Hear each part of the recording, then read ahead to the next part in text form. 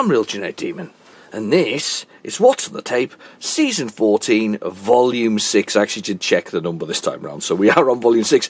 Volume 6. So, this week we've got a Scotch cassette, a Super Ferric, is it Ferric? Yeah, Ferric, high energy M3 cassette, look at that. There's nothing more 80s than that, is there? That the kind of colours and all that kind of stuff. There's nothing more 80s. So, this one, though, I did say to you was going to be a good one. So, check this out on the top of this. We've got Manic Miner, Jet Set Willy, Jetpack, Trans Am, Scuba Dive. What's that one? I can't read it.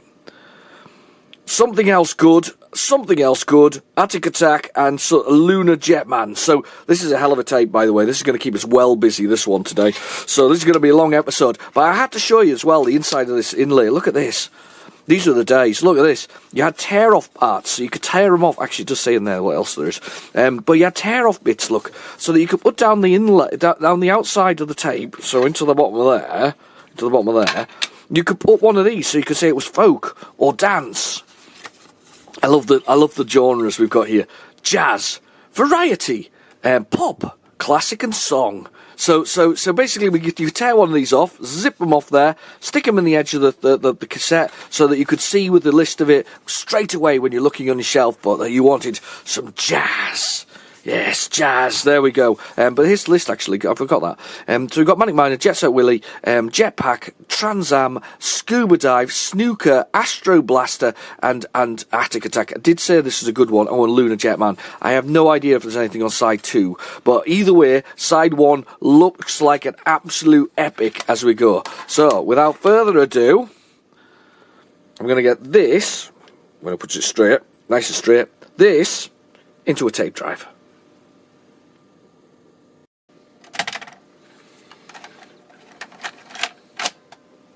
Right, the tape is in the drive, so we'll go down to our favourite, go down to basic, and then we'll do loaded it. This should be a Manic Miner. Was this Matt Smith's very first game? I don't think it was it? I think it was Styx, wasn't it? The one with STYX, Styx. I'm pretty convinced that was his first game. I was worried for a second there. I was a little concerned when it was making that noise because last week was a bit of a mishmash of failure, wasn't it? We can never say the dreaded words match and day together at the same time. It just because it doesn't work on any version that I've got. Never worked. I always loved that title sequence, by the way. I always thought that was quite clever. The way that they got it flashing, sort of mannequin minor, mannequin minor, mannequin minor, mannequin minor. Very cool. So anyway, I think this is a good one for this week. This has been a tumultuous week for me. Just busy, bit of a roller coaster of things. Lot of out, lot of in. Busy. So I've not really had a chance to do much when it comes to this recording. So anyway, been a busy week. How's your week been? Has it been good? Have you got a beverage? That's also the important question. Always the important question of what's on the tape. Have you actually got a beverage? Did you see the various April Fool's jokes as of a couple of days ago? Did you see them? Especially the Spectrum ones? Well, you may have missed a good one. There was one by and obviously it really fits with me because I do Euro Truck Simulator on my channel, and Euro Truck Simulator 2 did a sort of false post suggesting they were creating a Euro Truck Simulator ZX Spectrum game, and it was really well done. It was really brilliant. It was a beautiful little joke. But however, to be fair, I'd have paid good money for it. It didn't have to remind me of Juggernaut though. I don't know if they realised this, but there's Juggernaut out there already, which has very much the features that they were showing within the whole thing. So unless they reskinned that slightly, and they could have done, to be honest with you, that I wouldn't put that past them. Somebody'd seen that and gone, let's put that as a sort of a version for us. If they'd reskinned that, I have to admit, I was really impressed by it. I was kind of like, this is really good. So if you go have a look at their blog. I might even try and put it in the link below if I can remember. If I don't remember, go have a little look at SCS Software's blog for the 1st of April, and it shows you this thing, and it's absolutely glorious, including the loading screen, which is really brilliant. So I'm going to give them extra bonus points for attaching the Spectrum one, and the other one. Brace yourself, Spectrum users. Brace yourself, ZX Spectrum and Sinclair fans everywhere. Brace yourself for this. this travesty of a joke. Yeah, on Antstream, the reporter Graham Mason, and he does follow my Twitter, so I might mention the fact that he gets a little mention here. But Graham Mason, the reporter, suggested that on the 1st of April, all Spectrum users had seen the light and moved away from their colour clash and poor speakers and cheap machines to Commodores. Seriously, it's like salt on the wound. Salt on the wound, isn't it? I mean, it was never going to happen. But let's be honest. You know, I bet that got a few. I bet that got a few views on the old Antstream blog that day because of the fact that it was there. There's the music. It's so terrible. Funny thing is, the same tune. I think it's the same one that you get on Elite, but just played so much better. Anyway, Manic Miner, Bug Bites version of it, this one, 1983 by Matthew Smith, good old Matt Smith. So we got QA and Q to P is left and right, and bottom row is to jump, and then A and G is to pause, and then tune on and off. Well, we're not bothered about the tune.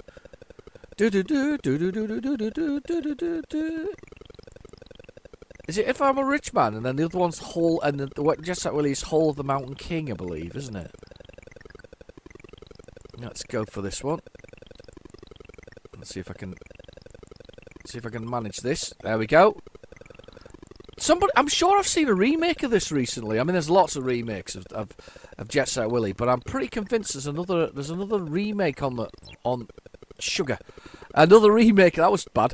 There's another remake on the go. I'm sure there is. I'm sure there's another one done recently. I think it's going to be for the ZX Spectrum next. I think the next is getting a Jet Set Willie clone, I guess.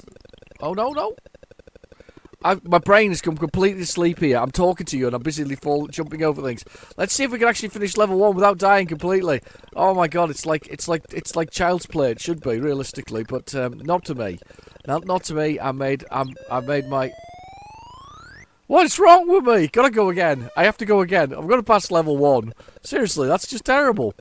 But yes, so I think this next is getting a version of it, and I'm sure I saw a weird version of Worms with Jet Set Willie in it as well recently. That was also uncannily strange as a choice for games. Let's go for this.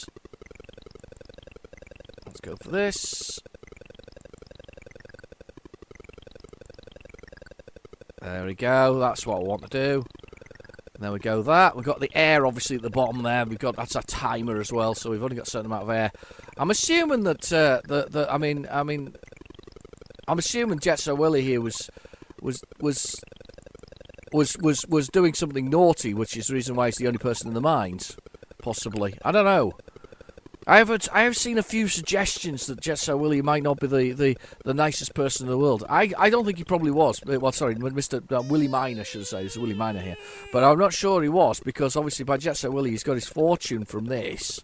And he's gone on to spend it on his mansion, and that's still to this day his most legendary cover. You know, a miner in his welly boots vomiting with champagne in his hand, and the butler waiting patiently by the door, probably to clean up the sick. It's just a legendary cover. Is there at least a few covers for this as well? There's a Bug Bites one, it's a Software Projects version of it. There's definitely a few covers for this one as well. Simplistic graphics on the old see, I always do this. I always jump the gap and just fall, because you normally would die at that distance, but because you're falling into the exit, you get out faster, so more points. But I love the simplicity of some of these graphics. I mean, for instance, those penguins on the last level, there's literally like one frame of animation where they look like they're pushing their feet along, which is kind of cool. I kind of like that. I kind of like that level of sophistication in the game. I am particularly bad at Jet Set Willie, though. I've not really mastered the experience, if that makes sense. I've not that one up there. And we should be perfect for this jump here. That's cool. And then I need to fall on here. Bloop. And then we've got that one. I haven't really mastered it. I can do like when I get on a run like this, I can do the first few levels, but I cannot do the some of the later levels. I can get sort of. I don't think he is the limit of my experience. I mean, but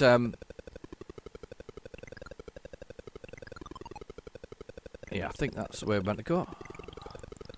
It's not quite my limit, but it's not far from here that I start to struggle a bit with the whole thing. I've seen people finish it in 30 minutes, but I've never been that good to finish the game that quickly. That's a mistake. I should have fell off on the thing below. I knew I was doing something wrong there. Right. I think I'm going to go this way. That way. Yeah, that's the way you're meant to go. That's it. Oh, cheeky me. Alright, okay. And then that's the one for there, that's the one for there.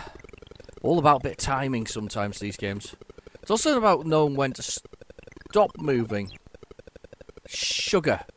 How am I going to get that one? Oh, I'm going to go the other way beforehand.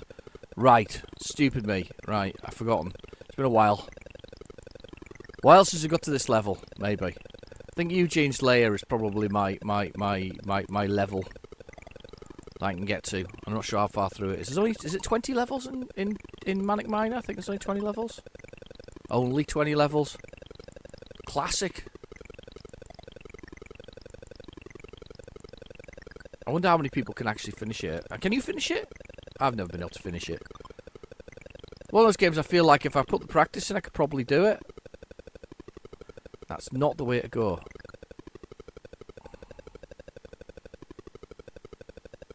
I don't know how to get to that now. I gotta go this way, I think. I think I've got to go this way, then that way, then the other way. Try to work that one out there. I can't. There, that's it.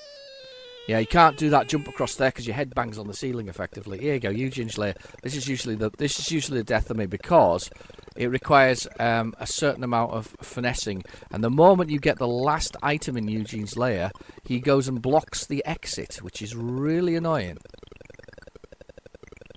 And I'm already mucked it up because I didn't get it at the right time. There's a timing thing there with Eugene and where it's going. Anyway, that was a good start. Well, it was a good start for me anyway. I rather enjoyed that one. So, next we got Jet Set Willy. This will be interesting because I wonder if it's been hacked or sort of, or the code element of it has been broken because obviously there's this long, massive code screen that's required to get through Jet Set Willy's sort of initial sort of hacking thing, a very early sort of codes to protect it from the whole thing. Now, I have got, not too far away, a copy of Jet Set Willy, so if we get to it and it needs the code thing, I have got one handy. In fact, I'm going to grab it in a second. But I always quite like that. How many people sat down and wrote them out, though, was the numbers? That was so annoying, wasn't it? You had to write them out as the numbers because there were basically there was a colour code sheet. So the colour codes correspond to 1, 2, 3, 4 codes on the keyboard. So it was like red, blue, cyan, green, and some blue and all this kind of stuff. And they correspond to that. And you basically had to choose the colour and press the numbers that corresponded to it on the spectrum because that's how you chose colours, by the numbers. And as a result, you know, it's quite hard. So I just wonder how many people wrote out that whole code sheet. And to be honest with you, it was like a good A4, wasn't it? If you look really small, it was a good A4, wasn't it? It really was. A mental, really, that we were doing that back in the day. Let me just go grab a copy of it. Hang on. You stay there. I'm not far away. I'm just getting one now. Just getting one off the shelf. Actually know where one of those is, actually, to be honest with you. Isn't that amazing? Know where it is. Know where it's hiding. I'm back. And the code sheet is there. Yeah, what a code sheet that was. 4 colour codes on each one to do it. Wow. So you got like a grid reference, and then you had to choose the codes that were on there. I mean, to be fair, blooming clever, realistically. I mean, it's just a matrix of data, of course, in the thing. But the colours on the code sheet would be really... I mean, tell you what, that'd be really hard to print, wouldn't it, back in the day? I think that would have been proper hard to print, that. Especially with the whole kinds of codes on there. They're really cool, though. You've got to admit they're cool. I thought it was kind of cool. I thought it was a really good way of doing copy protection back in the day. I was quite impressed by that. They did all kinds of things. Monkey Island did something similar, didn't they? They did pirates' faces, and you had to rotate it, and then you got a code that you had to type in. That was like a spinning wheel thing. There was quite a lot of spinning wheel ones, not so many code sheets as this kind of thing. You also had the booklet one. My the other favourite one was the Bard's Tale. Not Bard's Tale, sorry. Eye of the Beholder. Eye of the Beholder used to ask for a specific page, and the bottom of the page had, I think, a code number at the bottom of it. We hacked that out. It was pretty easy to hack out, unfortunately, because you could find the codes in the beginning of it. Same with I think it was a number of games were very much that kind of way. You could easily find the words, whereas I guess this would have been more difficult because this would have been numbers. So credit to, I don't know if Matt invented this code thing for protecting this game. Yeah, there we go. There's our grid location. Let me get a magnifying glass. 1 second. I've put a jumper on today, but it's like really thick and it's really warm, so I'm just going to take the jumper off. Really, really, really warm. Far too warm, actually, to be honest with you. It's not a warm day, but but this jumper is like double thick. Oh god, that's better. It feels like, wow, that was warm. Right, okay, so it's F7. 7F. Oh god. 1, 2, 3. That's 4, 5, 6. 2 before the end. Okay, I think this is blue, red, cyan. So it's 1, 2, 3, 3. Yes! Amazing. But that means that somebody who'd got this obviously got the long code for it that goes with it. Now, let's see if we can remember a few other exciting things about this. Let's see if we can cheat this a little bit more, just out of interest. We're gonna go do it. Okay, so Jet Set Willy, the follow-up to obviously the first game. I've never seen the end of it. Somebody showed me the end of it the other day. Apparently, they speed run this. It's a speed running game. They speed run it, and there's a way to speed run it. You have to use a code, which I'm going to show you in a minute. But you have to do a code, and I have to clear all of the items, collect all the items before the time runs out, and Maria will let you back in the bedroom. But once you get into the bedroom, Jet Set Willy comes running out and dives in the toilet, just like the title picture, the picture I talked to you about. He dives in the toilet and vomits. It's brilliant. It's fantastic, and I always loved the fact that he looked like he was in the bath. Look. He's in the bath having a little in the hot tub. In the hot tub. Right, okay, so let's go do the cheat. But there's a knack to the cheat, and people have literally ordered this already. So when you go to the first landing, here we go. I always remember this cheat. It's so weird. They're weird what you remember. So we need to go up the stairs, so we need to stand there, and then we type right typer. So it's right typer under the stairs like that, and then you press 9, and you move levels like that. And then what they do is they can work out from where you're jumping. If you press 9 and a number, is it 9 and number? I can't remember. You do. I did change it there for a second. Number 90. There you go. You've got to type the numbers really quickly. You can move where you're at, but it remembers your position, so you can be all over the place in the game, if that makes sense, all at the same time. So it means you can skip these levels where there's nothing on them, for instance. So this one here that's got nothing there. Blooming bird. But there, I've landed on something quick. I've performed a Quirkerflieger. But it means you can skip the levels anytime you like. I think I can still skip because it's still in. There you go. There you go. There you go, fella. It remembers I'm falling. But you get the point, don't you? So you can cheat the game. It's kind of cool. I've never seen anybody finish it without it, but I did realise that there's some kind of people who were out there speedrunning it. It's one of those things that would be interested to see in more detail how that works, and you got to know the map to do that. I mean, I don't know how many levels to that rooms there are. There's an excess of 100, I believe, an excess of 100. That's quite impressive considering you start with Manic Miner. I mean, as a feat of programming, you start with Manic Miner, which has got 20 levels on a 16K machine, and then you move to that, which has got so many more levels in comparison. You know, it's on the 48K. I mean, that's quite impressive bit of work. But it's amazing that those codes still work. I mean, I can't believe that. I mean, I got through the color code thing there, but it's amazing though that Right Typer is actually still being used today for speedruns. I think that's really cool. I don't know about you, but so you Right Typer under the stairs like I did where I faced. If you want to look at it again, and press the number 9 key and then a number combination on the laptop really quickly, and it'll swap you between levels. It's cool.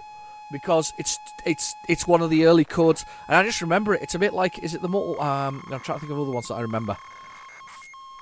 I wanted to say I remember the Mortal Kombat one, but I can't. I know there is a Mortal Kombat one that you type into to get that one to work, but I can't remember that one.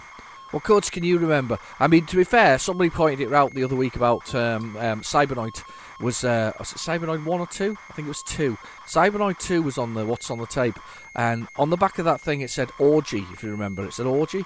The Orgy actually is the keys that you can configure for Cybernoid 2, and it makes the game, it gives you unlimited lives. But unfortunately, those are really terrible keys, I think, to use in the game.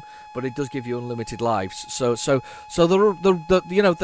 are out there. These codes, they were a big thing for us. I mean, the other one I remember that's absolutely burned into my mind. So Jet Set Willy and Right Typer has burned into my mind. The other one that's burned into my mind is the one for Robocod, the sequel to James Pond, the first one with our little codfish friend. Robocod's great because one of the mechanics of it is he stretches in his little robotic thing, and when he falls down and he's inside it, he's like a steel ball that can't be hurt. But anyway, Robocod, when you start the level, very beginning of the level, there are items. They are, and I can't remember what order they are. But basically, you have to collect them in the order to spell the word cheat. So that on the first building, when you walk along just to the right, a tiny bit, and you stretch upwards, you'll see them. And I think it's cake, obviously for C, hammer for H, obviously. You've got an earth or a globe, which is E for earth, obviously. You've got A for an apple, and then you've got T for a tap. And you put those in, and you get invincibility in the whole game. Works on every blooming version of the game I have ever played. You can literally get a modern day version of it, go to the same point and do the same blooming code. It still works. It's really cool. I can't tell you how cool that actually is that it still works like that. Right, I'm going to go for this. So this is one of my absolute all-time favourite shoot-em-ups on the Spectrum. It's a great game. It's a brilliant single stream. It's Ashby Computer Games or Graphics.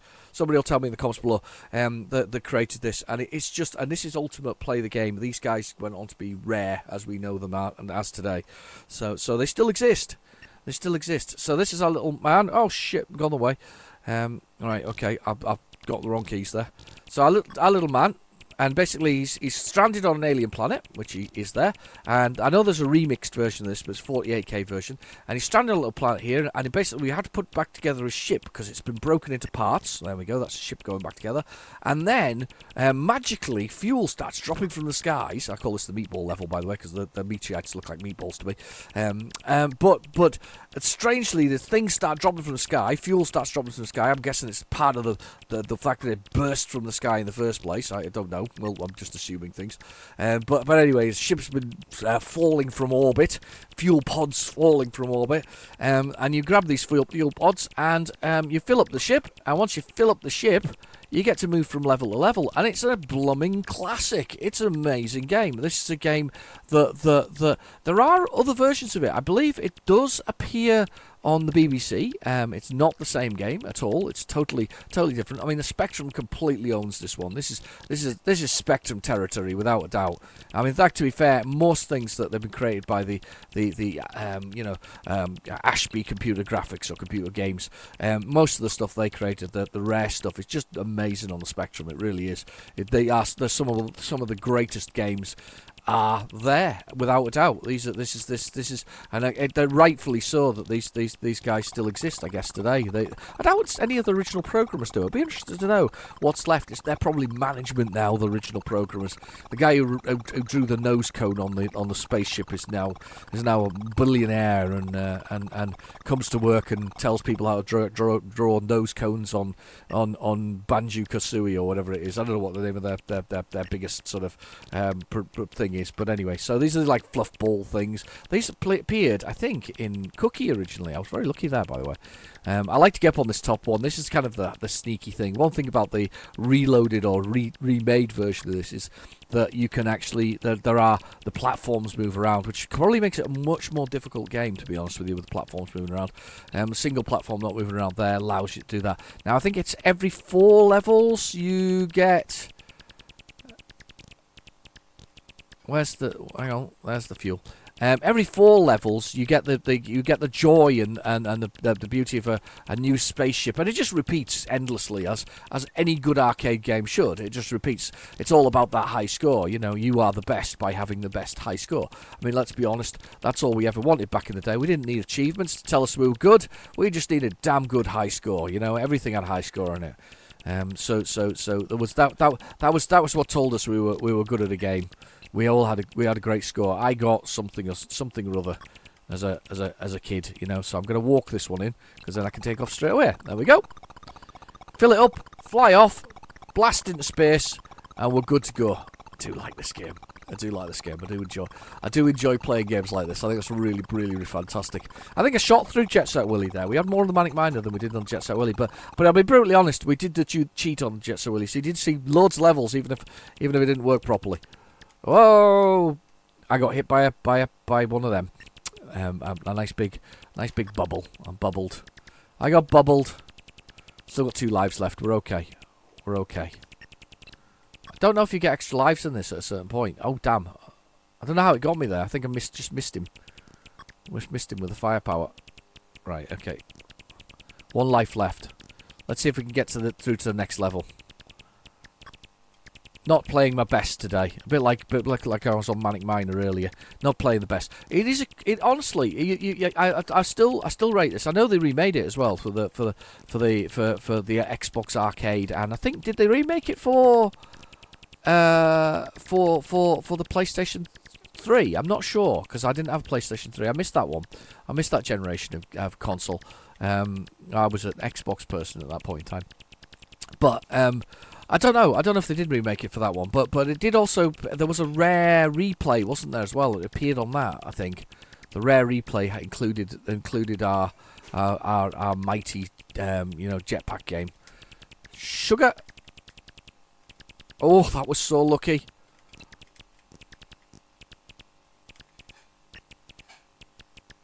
Get in. Oh, that was close. I felt bad there. I felt like I was not going to make it. But yeah, that included it as well, I'm sure. The rare replay included it, including Underworld as well, which is... I think it's nice, actually. I think it's good. Kids of today should play games like this. We should force them to play arcade games like we used to play, because they're so much harder. They're expecting a respawn. You know, that. Let's be honest, us the cool kids don't need a respawn. We just metal it out until we make it. You know, the later levels. I mean, they talk about Dark Souls nowadays. Every game back in the 80s was Dark Souls. It really was, quite literally. If you were lucky to get one that wasn't full of bug ridden at the end of the day. But yeah, they were all Dark Souls of sorts. You don't get that opportunity to sort of to avoid things. I like this plane level. I think we get to the next ship next. It's like more like a shuttle from NASA or something similar. So yeah, we'll get to that shortly. All right, okay. It's interesting these guys explode when they hit impact on something. Alright, okay, here we go. And we're up, and we're away. Was that 5 levels or 4 levels? I think it's every 5 levels? 5 levels? Yes, it is, there we go. 4 levels, every 4 levels. UFOs? These aren't so bad, actually, these ones. More like the... Damn, I've got an extra life. Alright. Same difference, same thing, different type of ship. I'm not sure how many ships there are. The thing is, as much as I love this game, and you can see I've played it a bit because I'm not bad, I'm not awful, I'm not brilliant, but I'm not awful. And that's the problem. I'm not brilliant. If I was brilliant at it, I'd be able to show you all the levels, but I'm not going to because I'm not going to make it that far. I'm probably going to die very shortly anyway. And if I don't, I will be quitting. To try and because we need to do some other games. There's loads on this tape. It's a brilliant tape thus far. I've really enjoyed it, actually. I've really enjoyed this one because we've got so many good games on it. We've got some Durell games on here. We've got some software, Bug Bites software projects, Ultimate. I did say it was going to be a good. I said it was from once a player. It's not. I completely lied. Oh, Last Life. I said it was all from one supplier or one producer. It's not all from one producer. It's from a number of different producers. I'm going to go for it here with this last one. I'm going to wait in here. There you go. Made it. Those UFOs trying to get me. Look. Jumping up and down on the same spot. 16k this. 16k of pure joy. Pure joy. Nothing better. We've got Trans Am, we've got Scuba... Oh, seriously, this is one hell of a tape. This is one hell of a tape. I could be here a while. Space Beans, and I've died. Well, that's alright. I can live with that, because we need to move on. That was a good score. 15,445 points. I quite like that. That was quite a good score. Right, okay, what we got now? We have Trans Am. Now, this is a good game as well. This is another Ultimate. Play the game on. This is one, I don't think this is 16, I'm not sure this is a 16k game, I'm looking behind me, because it's on the shelf. Oh no, it is, it's a 16k game. So Trans Am, another 16k game. The simple aim of this one is, you've got to collect these cups around a dystopic world where fuel is rationed and it's a gigantic race round it. It's like Mad Max, basically. It's a Mad Max sort of idea. You know, you're driving around in a dirty great V8, sucking up the remaining fuel in a dystopic United States of America, and and that's what it is. It's kind of that sort of road warrior type thing. You've got to watch out for rogue other players who are also trying to stop you from collecting these cups to win the whole thing. And I guess Trans Am is a sort of a reference to Pontiac, who made the Trans Am, which was the same car that the Bandit used in Smokey and the Bandit. No, yes, he was the Bandit. Yes, he was the Bandit. Oh my God, I can't remember what that was. Smokey and the Bandit. I still like Smokey and the Bandit. I think it's a great movie. Really do enjoy that. But there's also what was that other one? Hooper. I liked Hooper as well. Did you like Hooper?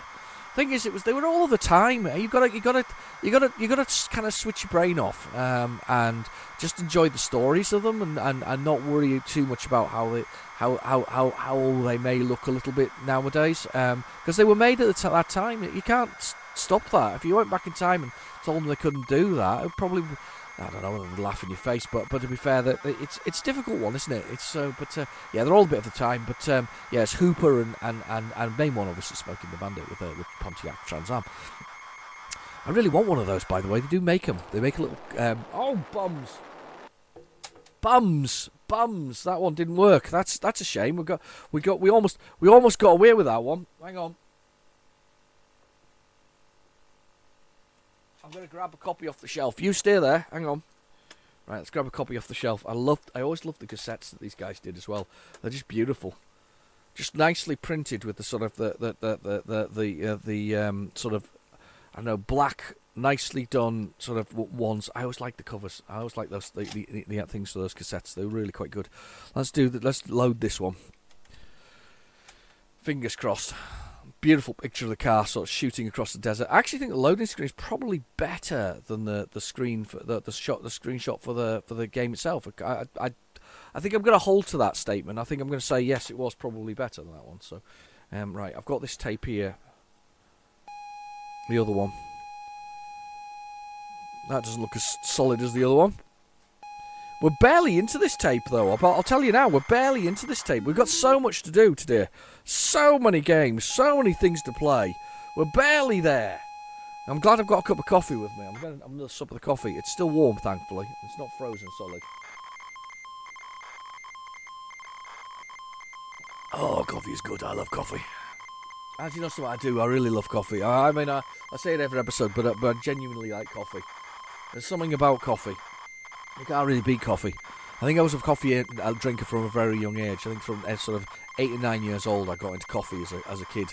It's very weird that I think that, but my daughter doesn't drink coffee at all. I'm quite disappointed really that she doesn't drink coffee. But don't mean that in any way today before. But you know, I was always an early coffee drinker. I don't even know when my missus got into coffee. But I was always into coffee. I always loved coffee. I used to be able to pick it out. You know, basically pick out the flavours of coffee and that kind of stuff. I still stick with where possible. I try and get my Dow Egberts. I'm not into that cheaper coffee. I like a slightly more expensive brand. I like a smooth brand as well. So you know, it's good.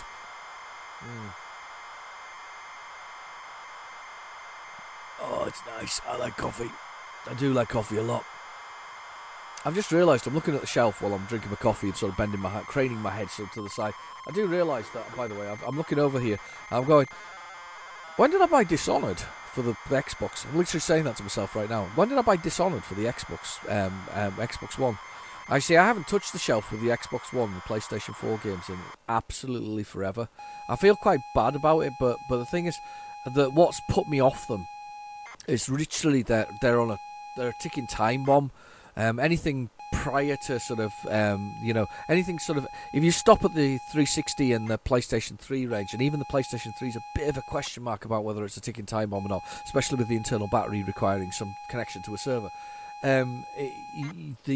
They really are, you know, that they are a time bomb of maybe may or may not work, and that's kind of disappointing to me. I'm the point that they don't work anymore is going to be a strange one. So it's put me right off playing them on there. I've now become because of that generation where they're all online and whatever else is. I've become a PC gamer again in that sense, because at least I know with a PC, if I change my PC, my digital library will still be with me. And I know that sounds completely contrary to what I say about making things physical, and I realise that it sounds a little bit you know, sort of the wrong way, but at least I know with the swapping between.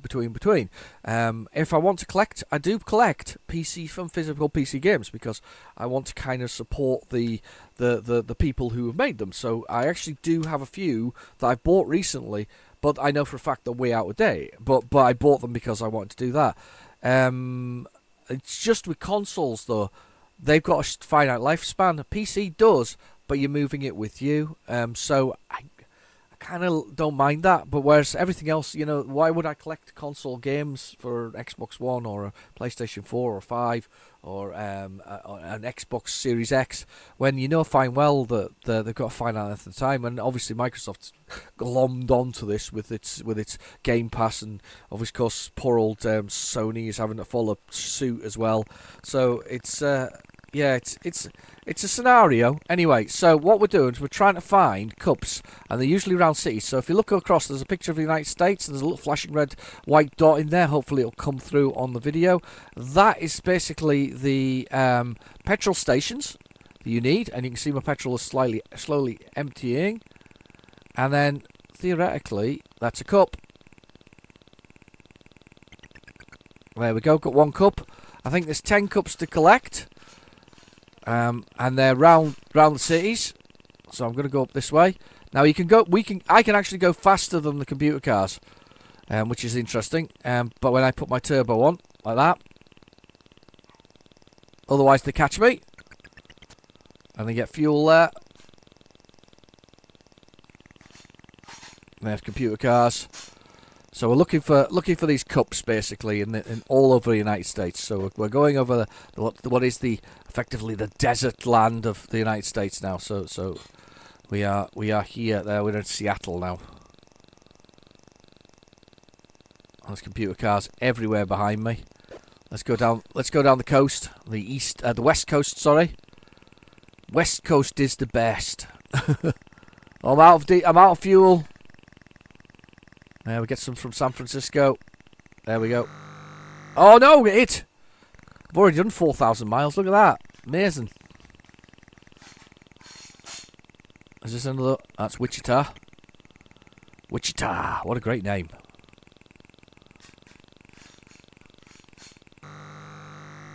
Kansas City. Oh.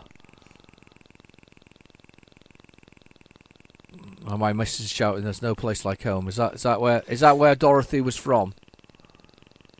Was she from Kansas? Minneapolis. This is just becoming a geography lesson, by the way. I'm not even sure they're in the right places. It's Chicago. Probably about right, actually, for Chicago. I haven't got into night driver mode yet. I'm quite surprised. So basically, some points it turns into a night driver if you've spent enough time of the day driving.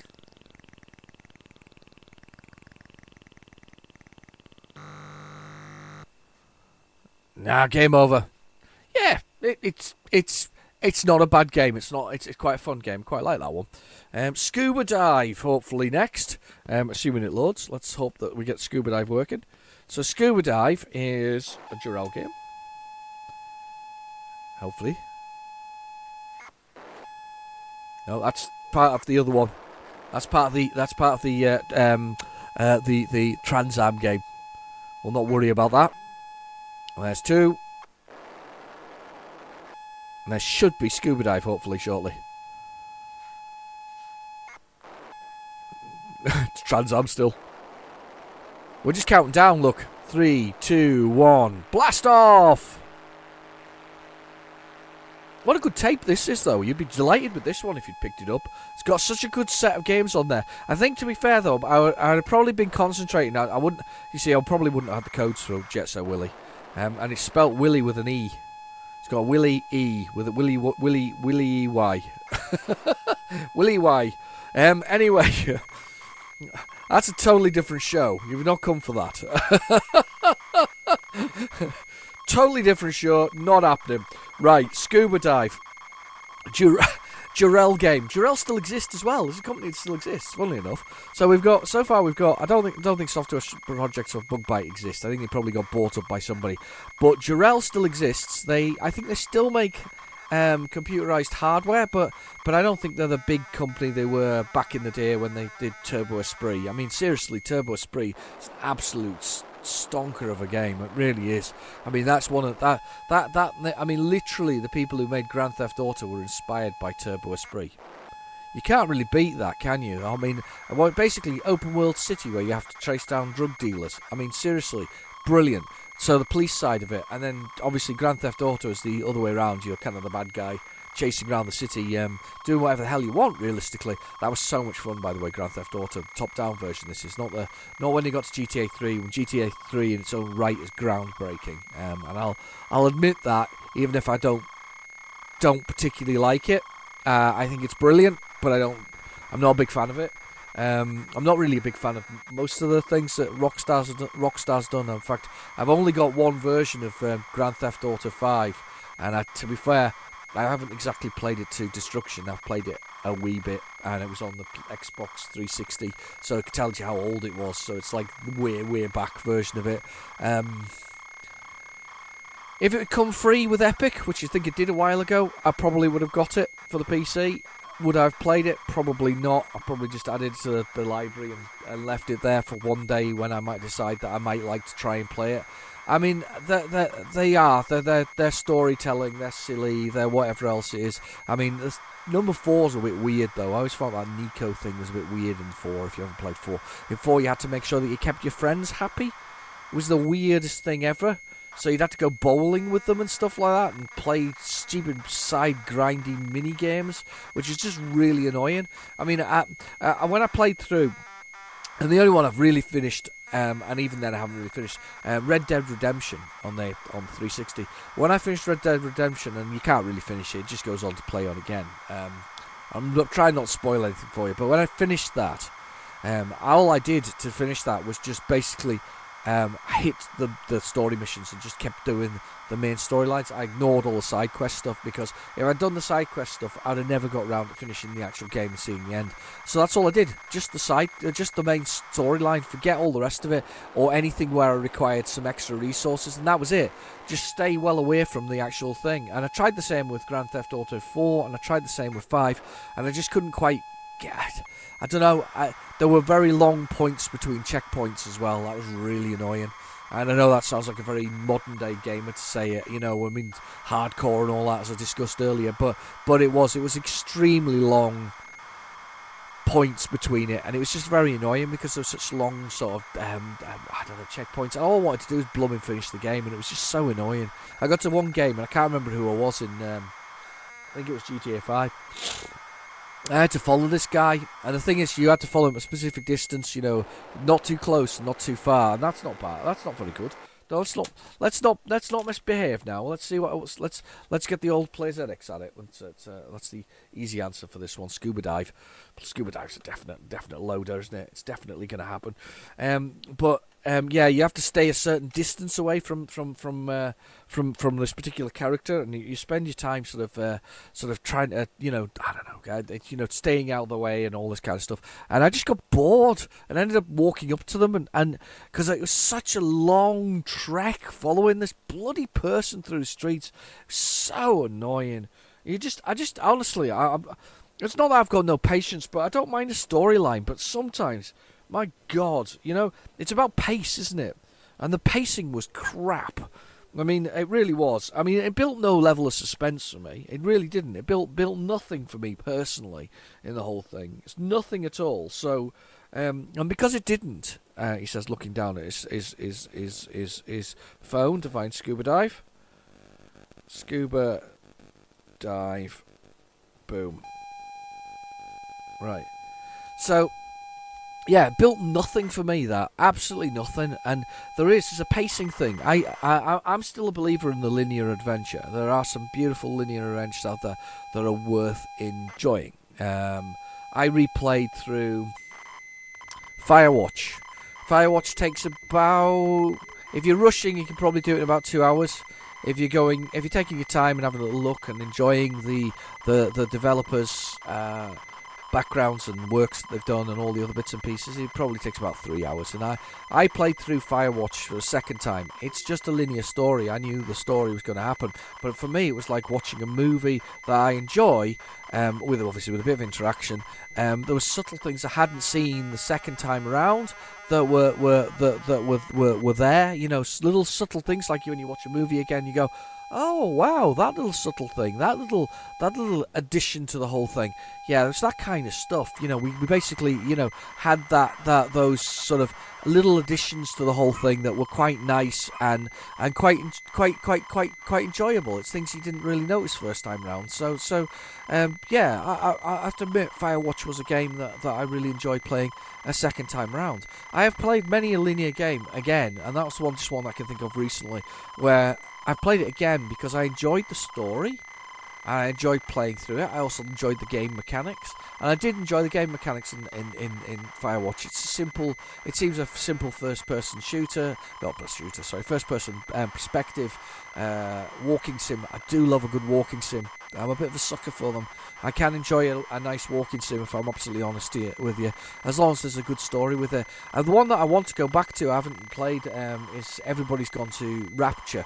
I really want to play that one again because it's got the music by Chinese Room, and it's beautiful. It's really nice. It's a really nice tune, good music. There's not a lot to it. A lot of walking and some very beautiful graphics. I kind of like it. Something settling about that kind of thing, going through it again. I don't need to spend my whole day, I don't know, blowing up buildings and shooting at people and things like that in games. I sometimes want just to relax and enjoy. I mean, there are plenty of horror games out there that are that sort of nature as well, you know, where you're hiding and whatever else. Is whether I'd play through a lot of them again, that's a big question mark, because I'm a bit of a chicken when it comes to this kind of stuff. I'm not, never been a big, I'm not a bit of a, never been a bit of a, you know, I'm a bit of frightened, I'm a bit of a scaredy cat. I love a good horror movie, I love a good horror game, but it takes me ages to do the horror games, because I'm interacting with it. It terrifies the hell out of me. But I think it's worse being the person who's actually doing that. But either way, that's the nature of the beast, I'm afraid. So, but yeah, no. What linear adventures do you like that you may have played again? I think I'm looking for the ones that you've played again. Which ones have you played again? What have you played through again? What's a game that's really struck you? You've done it again. I mean, and there's another one that's another type of game, sort of linear as well. Well, yes, linear. Monkey Island, Secret Monkey Island. Oh, 1 and 2. Yep, definitely played them again multiple times. Multiple times through again. Great music. Good voice acting in the versions where they've got the voice acting, because there are some without. Very much an enjoyable game. I do want to play, what's the one, the mansion one?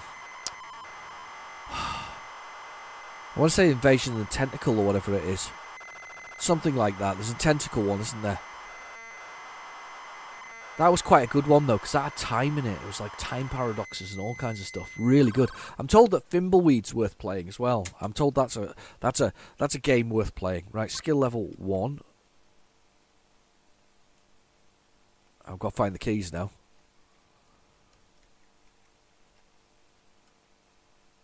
Oh, dear.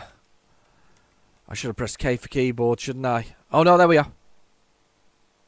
Oh, damn. So close.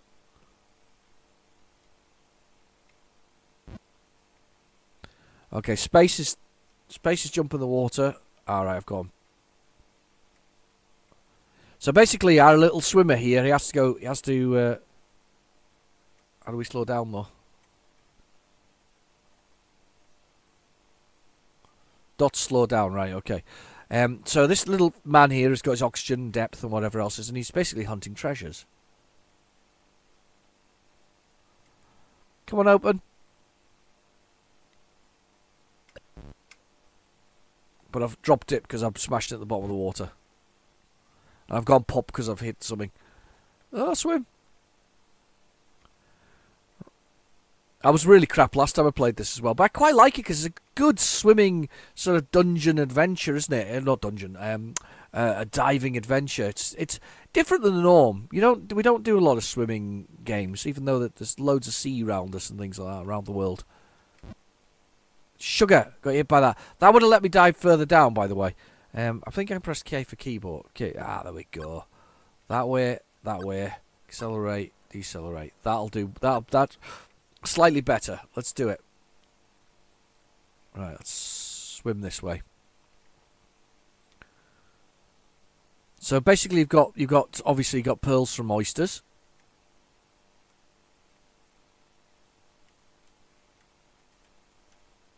Oh God, missed it.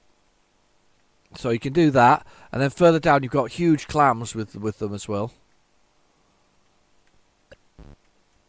Pearls from oysters, is that right? Yes, oysters. Yeah, it is right.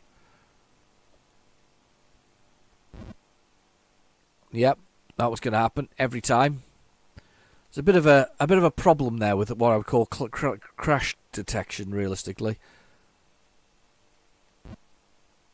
Oh yeah, now got pierced by a lovely squid. I got squidded. Oh, shark. Let's swim around the shark. I wonder if this is the way down. Basically, you have to swim back to the boat as well once you've done that. So let's do that.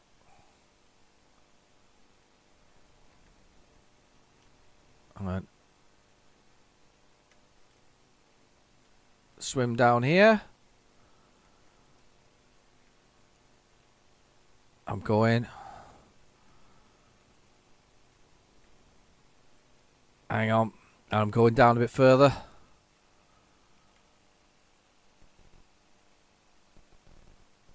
And we're just join in here.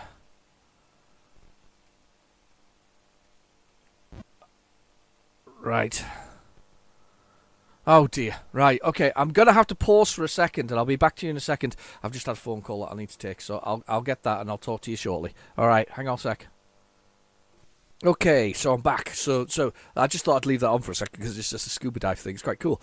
No, it's a good game, actually. Good game. I quite like scuba dive. To be fair, another 16k game from memory. Definitely another 16k game. I do like the 16k games, though, because it really kind of pointed out that you didn't need a lot of memory to actually generate something good. I mean, realistically, those early ROMs for sort of early consoles, the Atari 2600 comes to mind, they had tiny little ROMs. They really did.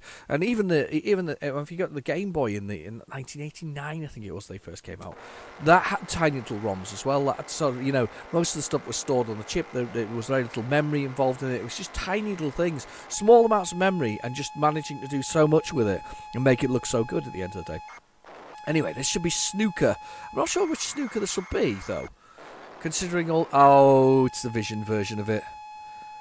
I'll be honest. It's probably the first snooker game I ever played on the Spectrum, and I've had this discussion before with you about this particular snooker. Oh, that's not very good. Oh, it's loading anyway. Okay, we'll let it go. G code. This was the thing about this was that now, of course, it's okay because it's got flat screens. But back in the day, we didn't have flat screens, so they were slightly curved. So it was quite difficult to properly angle the angles because you weren't really looking at it flat. I think, anyway. I think I'm just making excuses for my poor ability to play it. It's one of the smallest games as well to load. Another 16k one.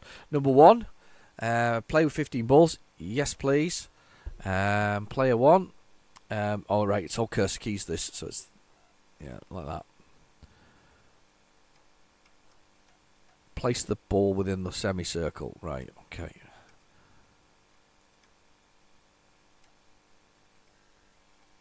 Right. Position the cross. Now I think the cross goes where you want to hit. So I want to hit there, and I think there we go. And whack. Oh. Position the cross. Boom. Watch the physics here on this. Nothing happened. Right. Let's give it full well. Nothing happened there. Boom. Look at that physics working there. Computer having to generate the movement of all those balls. Whacking them around there like that. You notice how it deals with the brown, by the way. The brown, it actually shows you on the screen which is which. Right. Okay. Let's see if I can, I don't know, knock a ball in. I don't know if I can, but we'll give it a try. Pow. Oh, God. I'll take anything. Okay. I'm going to try and knock the brown in. Just because I can. Tapping it, by the way, seems to make it move. Oh, God. Blam. 4 points away for a foul. I got brown. Anyway, let's move on. That's the size of that one. Did you enjoy? Anybody enjoy pool? I like pool, but I'm not fan of snooker. Best pool, by the way, is coming out on the. They're going to put it on the A500 Mini. You know that one's coming out shortly. That's soon. That's very soon, peoples. We're going to get that very soon. I'm looking forward to that. I have got an A600 and I've got an A500 Plus. I also have 2 Atari ST 512 STs, is it? Oh God, another copy of the snooker. We don't need 2 copies of snooker. I'll just let it load because it loads so quickly. Yeah, so I've got 2 of those, and I've got the Amiga. I'm really quite looking forward to the Amiga. Oh no, it says Astro B here now. Let's reset that because it seems to have done something weird there. Let's just do that. I didn't rewind it, so that's not a problem. Right. Okay, push the button. So, what was I saying? I've completely lost my thread of thought. Yes, so the Mini's coming out shortly, and that includes probably the best pool ever. It's Team 17's arcade pool. That's blooming brilliant, that one, isn't it? If you've actually played it, it's a really, really, really good version of pool. It just plays properly arcadey, pool. It's how I want my pool games to actually work. So I'm kind of looking forward to that on the on the Mini. I'm quite looking forward to the Mini in general because you can put WHD load on it and thus load lots and lots of games. So if you have them, technically you can own them and put them on there. But it's just so good to actually get I mean, it'll be easier because it's getting on the screen and whatever else is. I mean, I always feel that my Amiga's slightly bit slightly bit flimsy in comparison to the Spectrums that seem to have lasted a bit longer, even though they're slightly older. They just seem a bit tough with their. Oh, right, okay, that didn't work. Let's see if we can find Astro Blaster. That's what we need on there. Astro Blaster. Got 2 of the games after that. We've got Astro Blaster, so let's give Astro Blaster a go. Not heard of Astro Blaster, I don't think. I might have done. It's one of these things that I may or may not have done. So we'll have a little look and see if I can find Astro Blaster on the PlayZX. So let's get that on. Load it. And where are we? Astro Blaster.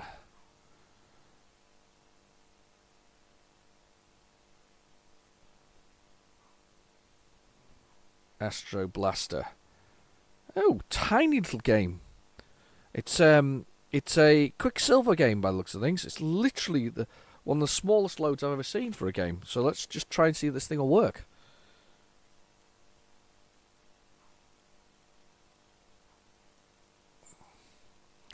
There we go. Astro Blaster. Probably just a little shoot 'em up. It seems like a lot of 16K games on here. There've been... Oh, no.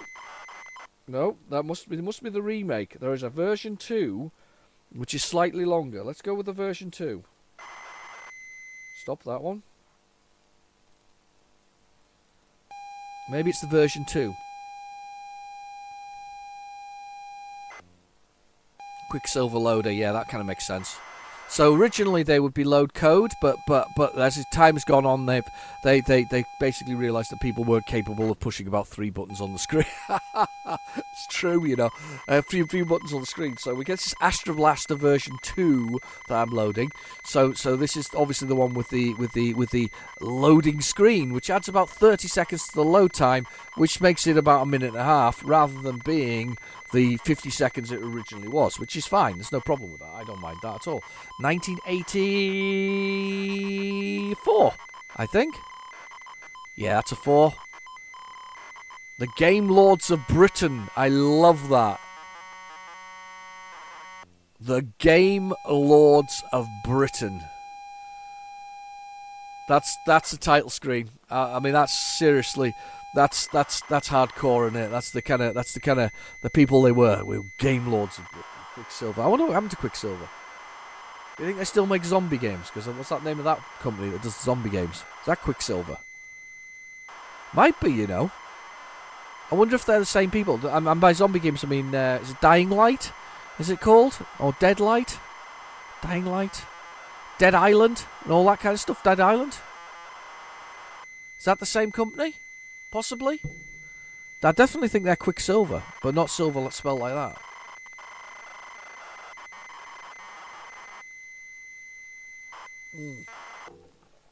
That's coffee for me. Right, K for keyboard. Astro Blaster by John Edwards. High score. Mission controls. 6-7-0 fire. S to start. Oh look, it's Space Invaders.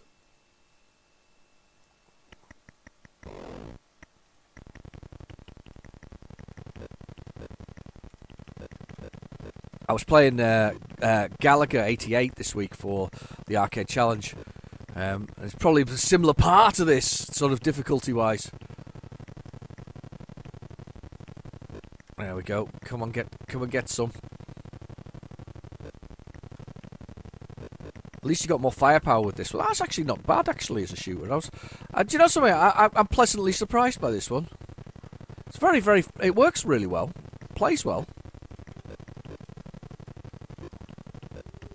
Yeah, pleasantly surprised, to be honest. Very playable indeed. Oh, hit me.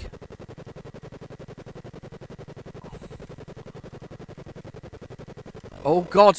Is that why it's called Astro Blaster? Because I've got to avoid all the black asteroids. Stop hitting me! Got me! That's not bad, that, actually. Quite like that one. It wasn't as bad as I thought it was going to be. Left and right. 6 and 7. Let's get my name in. That wasn't bad at all, actually.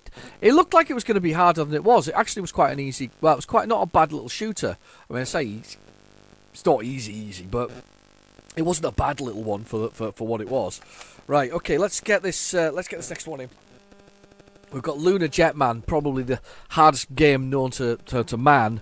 Next, I mean, the people who say that Dark Souls is tough have never played Lunar Jetman in their lives, because if they played Lunar Jetman, they would think that Dark Souls was an easy game comparison. Because let's be honest, Lunar Jetman, oh my god, it's a proper tough game, isn't it? It really is. Now, Attic Attack, I've got lots to talk about with Attic Attack here. Well, at least 2 seconds worth, anyway. Attic Attack. Love Attic Attack. One of my favourite games on the ZX Spectrum. Was exclusive to the ZX Spectrum until, I think, last year, when they remade it for the Commodore 64. And I hate to say it, they made it better. It's on the channel if you want to have a look. It's there.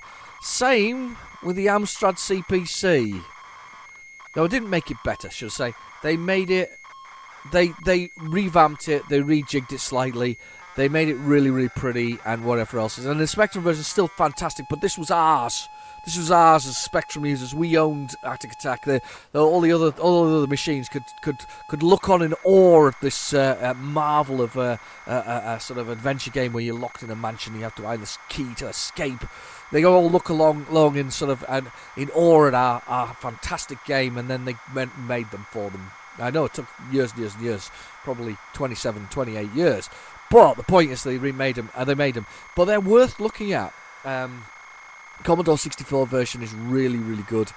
Same with the Amstrad CPC. The Amstrad CPC is just a glut of colour. It's pouring out of it. The Commodore version, as usual, it's pastel colours and refinery that goes with it, with a total lack of brown.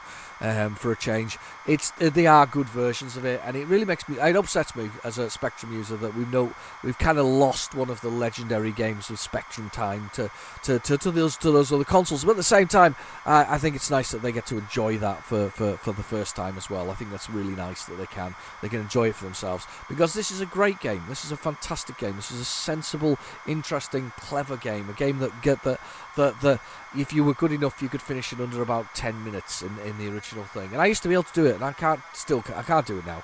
I can't remember how the rooms work. It's about understanding and knowing the maps of the rooms, basically. And I don't know or understand the maps anymore, so I can't really do that anymore. But as I say, really nice to see on the other machines. They've filled out the characters, they've coloured them, and whatever else is. So we get left with the original version. But it took them a long time to be able to copy it. I will say that it took a long time for somebody to go. Ultimate Play the Games version of Attic Attack needed to be remade. So you know, it in a strange sort of way, we us Spectrum users got to own that for a very long time, and we still own the version that inspired 2 other remakes. We do. It's ours. It's our game. In fact, I remember buying one of the early days I started to collect again on Spectrum, and I bought a huge bundle of Spectrum stuff. Now you can't get this now on eBay for much for the same sort of thing. I bought a whole bundle of Spectrum games, loads of them, and it was about 150 Spectrum games, including some rare ones and some shelf fillers and whatever else is. And Attic Attack was a big one that was amongst them that I wanted. I didn't even know it also came with a ZX Spectrum. That's how it was back then. It even came with a ZX Spectrum, and it was hidden away in the corner, and there's a ZX Spectrum in the picture. And it was a original rubber keyed ZX Spectrum, and it worked, which is even more impressive. And it came with the tape deck as well, and it all cost 90 quid. Can you imagine and delivered for 90 quid? Can you imagine that now? Ain't gonna happen, is it? You're not gonna find that on eBay like that. It's just terrible. Terrible. Those were the days. There we go. Oh, that one loaded. So, basically you've got a choice of characters. So you've got the Knight, the Wizard, and the Serf. Now, you choose one of those 3. Basically, it gives them the ability to pass through certain objects in the game. The Knight can go through cuckoo clocks. The wizard can go through bookcases, and the serf can go through barrels of alcohol. That's basically it. And we're looking for the key, the ACG key, funnily enough. And I'm going to place the knight. The ACG key, and basically we're trying to find that key to get ourselves out of this horrible castle we've been locked in. And it's the horrible keys, so they're all in a straight line.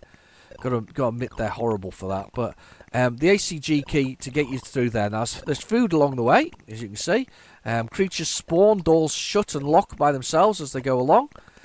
Creatures spawn a day. I can go through that. Whoa! Yeah, the doors shut and close. As you go along, creatures kill you, and as they kill you, I'm going to press Z to pick that up because you can hold certain amounts. And I'm going to pick that up as well. It's a cross to keep Dracula away. That'll open that green door there. Creatures spawn around you as you're playing. And your health goes down. It's that big chicken, which I think is a really lovely, lovely thing.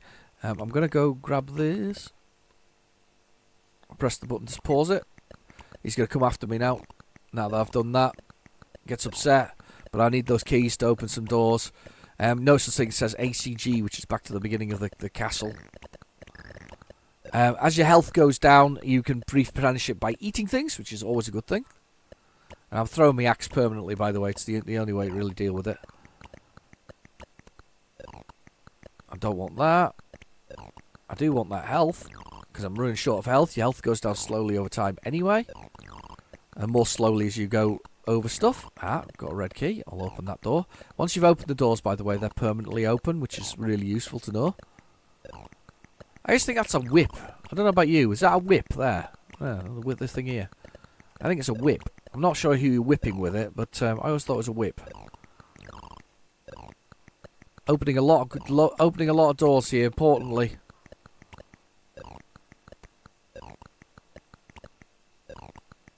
Let's go this way. Love this. I love the sound of it as well. It's just a great game. It looks good. I mean, the thing is that although they've done the versions for the Commodore and the Amstrad CPC, they've kept the same shape and the body of the graphics. So the same things that were there in this game originally are still there, if that makes sense. So they've not changed much. I'm really not doing well here. There's also a fake bit of key in the game as well, which is really annoying. But if you know what it looks like, you don't pick it up. But there is a fake bit of key. Right, I'm gonna go through. I'm gonna go down. See if I can. I can't go through that.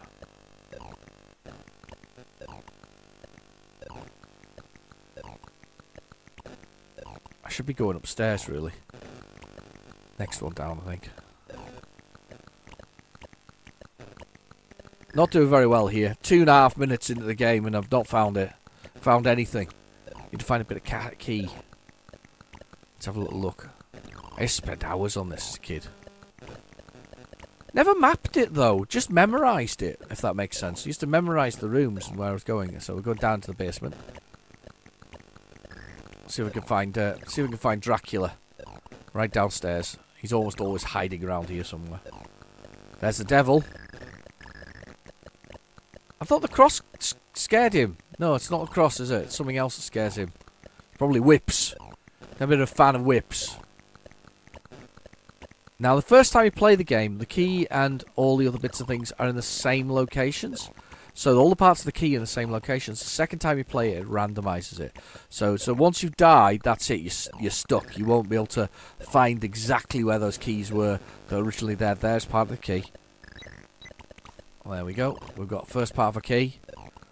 Part of our ACG key.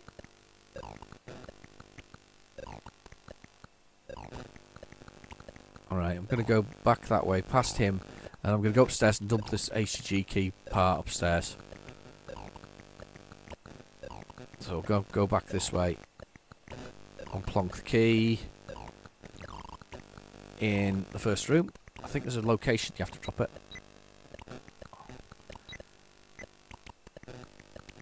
I think there's a location you can drop it in here, but anyway, we'll drop. There we go, it's dropped. There we go, keys. Haven't died yet, actually. I'm doing alright. That one? No. Let's go up here. Does this go upstairs? No. Let's go downstairs then. Or is that the upstairs below it? Hang on. Is this upstairs? You'd have thought so, wouldn't you? Hang on. You can stay there.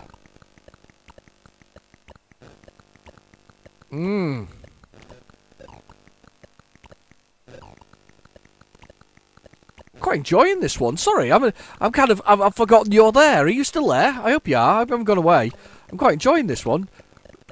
Oh, come on then. I'm gonna have to quit and go and play the hardest game in the world. I have to. Before I do that though, I want to die because I want to show you the death sequence because it's one of my favourites because they stay here basically. You basically when you die, there's a little death thing there, and then there we go. It's kind of cool, like that. So you can see where you died. It's also a little cross where you were. Kind of cool. Very cool indeed, in fact. Right, okay, last game. Hardest one in the universe. Probably the known universe. This is Jetpack with on something weird. Some kind of electrical charges or something like that. Shock therapy maybe. But yeah, Lunar Jetman is kind of like was the follow-up. I think there's another game, isn't there? Cyber Run, and it's a game I've not picked up. It is a bit of an expensive one, to be honest with you. I'm missing a few from the Ultimate Collection, or the Ultimate Games. I'm missing quite a few actually. If I see them and they're cheap enough, I tend to buy them. But if I can't, then I don't. If that makes sense. So it's not one that I'm. It's not a range. It's not a selection I'm chasing at the moment. What I'm chasing at the moment is double play adventures. That's what I'm chasing. I've done the white label Firebirds. I've done the Virgin Games Blue and Pink. I've done those, and I keep telling you all I'm going to do a video on it at some point, and someday in the future it'll happen. You'll get your video on it at some point. But I've done those ones. I think I'm close to finishing Silverbird, but I'm not sure. Those are the black and pink ones. I don't know what it is with me and pink, by the way. But I've almost completed that one. I'm almost on the way to finishing that one off. And I'm say the double plays kind of tempt me because I think the double plays are very doable. If that makes sense, I think there's only 14 of them, so it's a doable thing. They're not very popular. They got nice covers in my eyes. I used to get them as budget titles, and they're text adventures, so they kind of put people off those double plays. That's the thing that I think nobody's really interested in them. So I kind of like that. I want to collect the things you don't want. Is what the answer is to that. So one person's trash is another person's treasure. That's pretty much me. That's why I kind of collected the Master System as well. But I'm now getting to the point where I've only got the expensive one left, which isn't very good if you ask me. But never mind. That's what happens at the end of the day. That's what happens. You end up with the expensive ones left. So that's all the option you get is to spend a bit of money. So I've got the tough ones there. The power. What's it called? Power shot, power shell, power shell, power. I don't think it's power shot, but anyway, it's some really big ones. Things like the Smurfs, £200 for the Smurfs. You know, and there's the big ones, and there was only 297 Master System games on PAL, which is what I'm collecting. I've got most of them. I've got quite a lot of the parlour games and other things like that. You know, the ones that nobody else wants. You know, so I've got quite a lot of those. I'm quite pleased with my collection in general. Not everyone's got a manual, but I don't worry about things like that. I like to see the cover in the game. I'm not really worried. If I can get the manual, obviously I'm dead chuffed. But if I can't get the manual, I'm not overly. I'm never offended by that. I'm not one of these people that's massively offended. It's like I've got a copy of Chopper Lift, which is pretty ratty, and I don't care. I don't really mind. I've also got the Sega Saturn, and I've got a copy of Virtual Fighter for that, where the cover's ripped, I've got two copies, and I've got the one that's ripped, and I don't want to get rid of it because I know what'll happen. If I get rid of it, what'll happen is it can get binned. So I'd rather we didn't lose it. I can't remember who. I think there's somebody who watches the channel actually sent that to somebody, and then I ended up with it. But either way, it's one of those things. It's like I don't want to see it hit the bin. I really don't. It's the same with that chopper lift that I've got. I really don't want to see it hit the bin. I don't want somebody to bin it. I think nobody makes them anymore. So if you bin it, it's gone forever. You know, that cover's gone.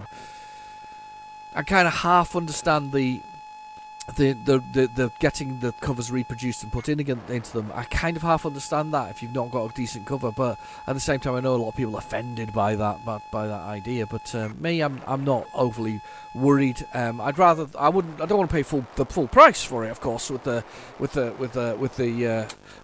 dodgy cover. But otherwise, I'm cool with the whole thing. Right? Okay, this is the toughest game known to man. Here I am. I'm the little jetpack man. Now, I think I've got to get in the buggy somehow, and this is the really annoying bit. There's all kinds of things that go on here with this game, and I don't remember all the keys for it. I've got to put the bomb on the buggy. Oh, God. See what I said about how tough it is? Yeah, I've got to put the bomb on the buggy, and then take the buggy to the alien base, and then blow up the alien base. That's what I meant to do, and you'll be. I tell you what, how hard is that? I mean, seriously, I don't even know where to start with that. With a comment on that, that's literally 3 seconds worth of play. ICL ABM. Okay. I want to play again. 6, not really.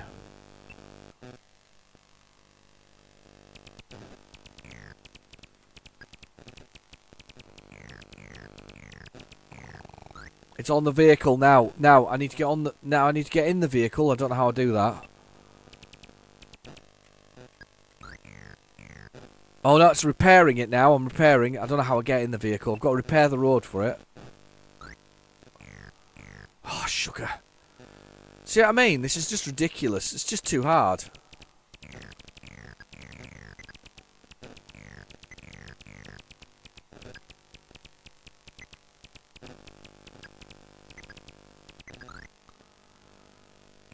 You gotta be kidding.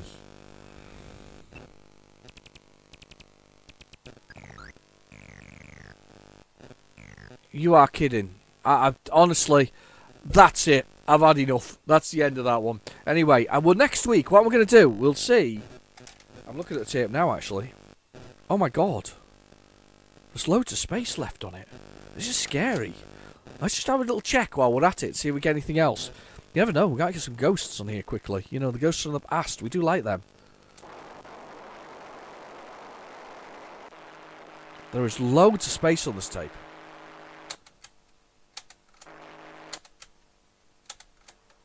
Now, that's actual space now.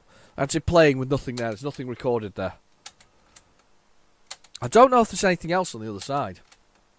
I know that Mel the Bell in the comments there has threatened to send me 3 broken tapes. I quite like the idea of the fact that I'm a glutton for punishment. You know what's the tapes like? It's like personal hell for me. It's punishment for misspent youth. But yeah, he's promised to send me some tapes. No, this is silence now. Silence is golden. He's promised to send me 3 tapes anyway. We'll see what happens. So it'll be interesting to see if they arrive before the next what's on the tape. So he's only got a week. He's got a week to put them in the post. If they arrive before it, we'll before the next one. We'll definitely be putting it on. I'm just rewinding the other side quickly while we're at it and see whether I can hear anything while we do it. I don't think it looks good though. No, silence on there. This is a person who records what they actually were going to record and writes what they actually want to write on it.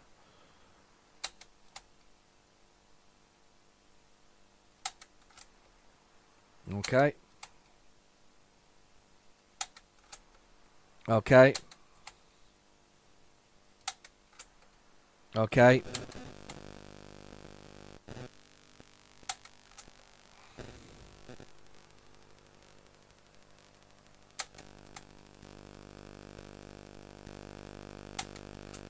Okay. Nope, nothing there.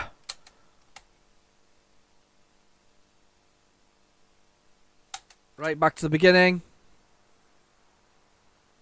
Nope, nothing there. So definitely we're getting a different tape next week. That's for certain.